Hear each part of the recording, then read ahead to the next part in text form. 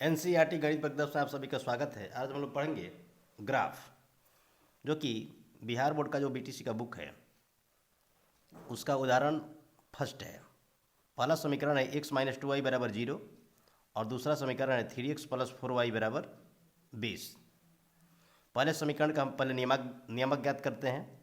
समीकरण है फर्स्ट है x माइनस 2y बराबर 0, यानी कि माइनस 2y बराबर हो जाएगा माइनस एक्स, और माइनस से माइनस हम लोग कटा देंगे तो y बराबर हो जाएगा x बट्टा 2।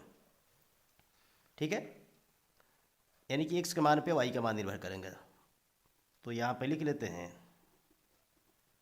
यदि x बराबर तो y बराबर, यानी कि x का मान रखेंगे तो y का मान निकल करके आएगा। x का मान हम रखते हैं 2, यानी कि x की जगह पर जब 2 रखेंगे तो 2 में और बट्टा में भी 2 है तो 2 से 2 कट जाएगा, यानी कि 1 मान होगा। फिर x का मान हम दूसरा रखते हैं, x की जगह पे रखेंगे 4, तो 4 में जब 2 से भागा देंगे तो क्या होगा, 4x का मान रखें और 2 से भाग दिए तो उसमें निकल गया हमारा 2। फिर x का मान -4 -2 रखते हैं, तो जब -2 रखेंगे तो 2 में 2 से भाग लग गया, यानी कि वो बच जाएगा आपका -1। इस प्रकार हम लोग समीकरण फर्स्ट में 3 निर्देशांक ज्ञात कर लिए। पहला 2,1, दूसरा है 4,2 और तीसरा है -2, -1। अब समीकरण दूसरा का हम लोग नियमक ज्ञात करेंगे। तो दूसरा समीकरण है 3x अब प्लस 4y बराबर 20। ठीक है, तो 4y बराबर क्या होगा 20 और माइनस 3x। अब 4 इधर यहाँ पे गुणा में है, 4y है, तो y बराबर हो जाएगा 20 और माइनस से 3x बट्टा 4। ठीक है, यहाँ पर भी x का मान रखेंगे तो y का मान निकल करके आएगा। लिखते हैं यदि x बराबर तो y बराबर, x का मान हम रखते हैं 4, तो 4 3 12 हो गया, और 20 में से 12 घटेगा तो बचेगा 8। 8 में जब 4 से भाग देंगे तो 2 आएगा, यानी कि जब 4 का मान हम x रखते हैं, x का मान 4 रखते हैं तो y का मान कितना निकलेगा 2 निकलेगा। अब दूसरा मान रख लेते हैं हम लोग x की जगह पे 0, तो जब x की जगह पे 0 रखेंगे तो यानी कि 3 गुणे 0 यानी कि 0 हो गया, तो बचेगा यहाँ पे 20। 20 में जब 4 से भाग देंगे तो आएगा हमारा y का मान 5।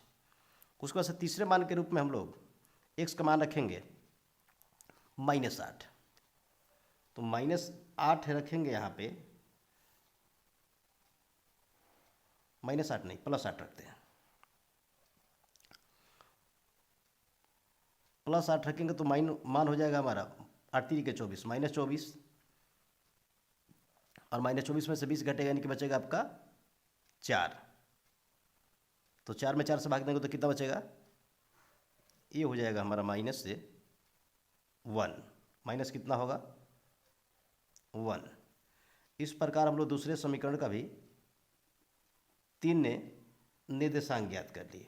पहला है 4,2, दूसरा है 0,5 और तीसरा है 8,-1। अब इन दोनों समीकरण का हम लोग ग्राफ खींचेंगे।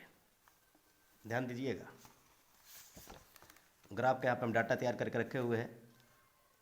एक एक्स अक्ष, तो ग्राफ में जो क्षैतिज कतार होती है उसको हम लोग एक्स अक्ष कहते हैं, और ग्राफ में जो ऊर्ध्वाधर कतारें होती है उसको हम लोग वाई अक्ष कहते हैं।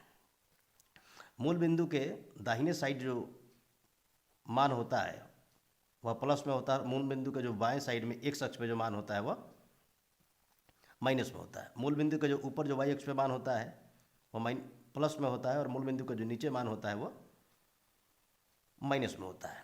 अब यहाँ पे पहले जो रेखा का बिंदु है, पहले समीकरण का जो हम लोग निर्देशांक ज्ञात किया उसको यहाँ पे रखने का प्रयास करते हैं।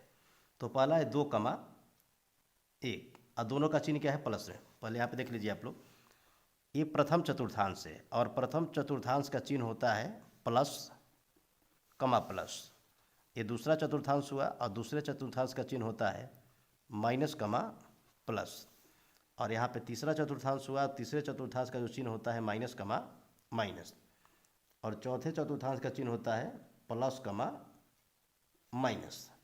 ठीक है, पैमाना मान लिया हमारा 10 छोटा वर्ग बराबर 1 इकाई। अब यहाँ पे पहले समीकरण का जो निर्देशांक आया है उसका मान रखते हैं। तो पहला निर्देशांक है हमारा 2,1, यानी कि दोनों का चिन्ह प्लस है। यहाँ पे 2 प्लस में है और यहाँ पे क्या है 1 भी प्लस में है, यानी कि प्रथम चतुर्थांश में जाएगा, क्योंकि जब दोनों प्लस होता है, भुज और कोटि दोनों का मान जब प्लस होता है तो प्रथम चतुर्थांश में आता है।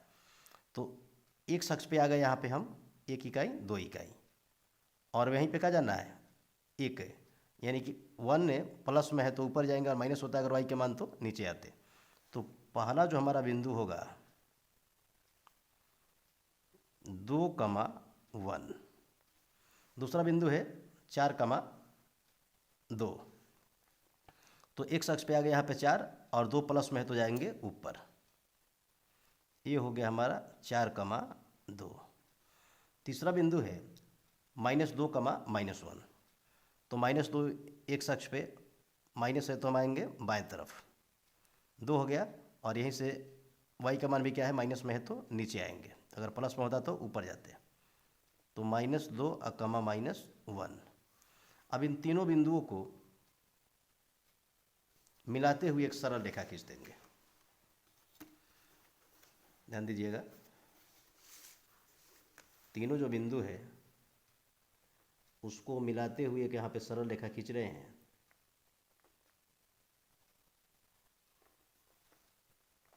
और ये जो रेखा हो गया हमारा समीकरण फर्स्ट का ये ग्राफ है। यहाँ पे लिख देंगे समीकरण फर्स्ट x - 2y बराबर 0, समीकरण हो गया फर्स्ट। अब दूसरा जो समीकरण है उसका हम लोग ग्राफ खींचेंगे। तो दूसरे का निर्देशांक क्या निकाला हुआ है 4,-2, 4,2 है। तो 4,2 तो यहाँ पे पहले में ही खींचे हुए हैं हम लोग, यही हमारा आंसर भी होगा। जो दोनों रेखाओं में क्या होता है उभनिष्ठ होता है बिंदु, वही क्या होगा ग्राफीय विधि का हल होता है। फिर 0,5, तो 0,5 का क्या कहाँ पे होगा, यानी कि इसका x 0 है। तो जब निर्देशांक में x 0 होता है तो वह बिंदु क्या होता है y अक्ष पर स्थित होता है, जब y 0 होता है तो x अक्ष पर स्थित होता है। तो ये हो जाएगा हमारा 0, मूल बिंदु 0, न ऊपर जाएगा नीचे जाएगा, यहीं पे रहेगा। लेकिन y क्या है 5 है, तो 5 हम जाएंगे ऊपर, यानी कि ये हो गया हमारा बिंदु 0,5। जब भी हम बिंदु का संकेत देंगे वहाँ पे उसका नियामक लिखेंगे, नहीं तो बाद में दिक्कत हो जाता है, भूल जाते हैं बच्चे। दूसरा बिंदु है 8,-1, 8, तो 8 प्लस में है, यानी कि ऊपर की तरफ जाएंगे हम लोग। 8 कहाँ पे है, 8 यहाँ पे ग्राफ पे तो हमारा नहीं हो पा रहा है, इसलिए हम 2 बिंदु को ही खींच देते हैं। थोड़ा सा यहाँ पे कम पड़ रहा है, पैमाना हम बड़ा ले लिए हैं, कोई बात नहीं है, आप लोग अन्य छोटा पैमाना लेकर के इसको खींच लीजिएगा। ये बिंदु सही है, लेकिन यहाँ पे हमारे पास ग्राफ थोड़ा छोटा है इसलिए नहीं हो पा रहा है। तो इसको हम लोग खींच देते हैं 2 बिंदु लेकर के ही, और ये हमारा ग्राफ हो गया। ठीक है, दोनों रेखा एक दूसरे को 4,2 पे प्रतिच्छेद करती है, और यहाँ पे नाम लिख दिए कि किस समीकरण का ग्राफ है। तो ये समीकरण है हमारा 3x प्लस 4y बराबर 20, समीकरण सेकंड। ठीक है, यहाँ पे हम लोग बहुत ही खूबसूरत तरीके से एक ग्राफ खींच लिए हैं। अब दोनों बिंदु यहाँ पे दोनों रेखा एक दूसरे को परस्पर 4,2 पर प्रतिच्छेद करती है। तो इसलिए वह 4 बराबर क्या हो जाएगा हमारा, x का मान हो जाएगा 4 और y का मान हो जाएगा 2। तो लिखेंगे यहाँ पे दोनों रेखाएं परस्पर